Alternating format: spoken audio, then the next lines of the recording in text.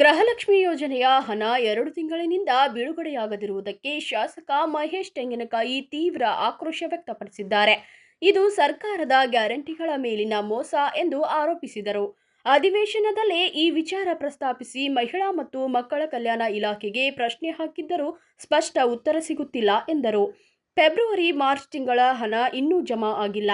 ಸುಮಾರು 5,000 ಕೋಟಿ ರು ಎಲ್ಲಿ ಹೋಯಿತು ಎಂದು ಪ್ರಶ್ನಿಸಿದರು.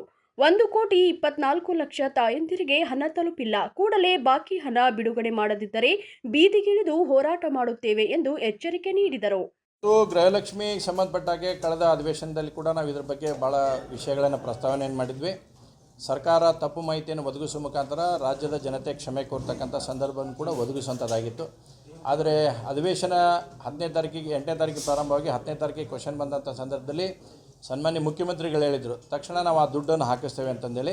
ಆದರೆ ಇಲ್ಲಿವರೆಗೂ ಕೂಡ ಫೆಬ್ರವರಿ 2025 ಮತ್ತು ಮಾರ್ಚ್ 2025 ಹಣ ಆ ತಾಯಂದಿರ ಖಾತೆಗೆ ಜಮಾ ಆಗಿಲ್ಲ ಅನ್ನುವಂಥದ್ದು ಅಷ್ಟೇ ಸ್ಪಷ್ಟವಾಗಿದೆ.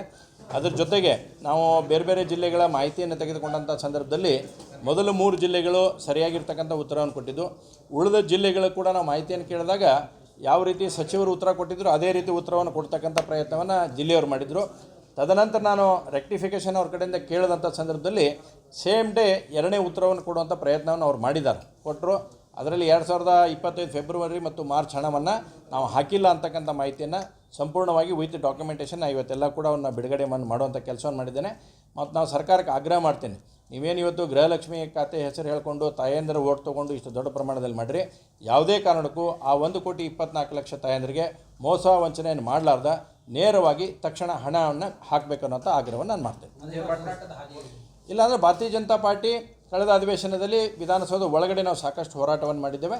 ಇನ್ನು ವಿಧಾನಸೌಧ ಹೊರಗಡೆ ಅಂದರೆ ರೋಡ್ನಲ್ಲಿ ಕೂಡ ನಾವು ಈ ಹೋರಾಟವನ್ನು ಪ್ರಾರಂಭ ಮಾಡ್ತೇವೆ. ನಮ್ಮ ಮಾನ್ಯ ರಾಜ್ಯಾಧ್ಯಕ್ಷರು, ನಮ್ಮ ಮಾನ್ಯ ವಿರೋಧ ಪಕ್ಷ ನಾಯಕರು, ನಮ್ಮೆಲ್ಲ ನಾಯಕರು ಕೂಡ ತೀರ್ಮಾನ ಮಾಡಿ ಅದರ ಹೋರಾಟದ ರೂಪರೇಷೆಯನ್ನು ಕೂಡ ನಾವು ನಿರ್ದೇಶಿಸ್ತೀವಿ.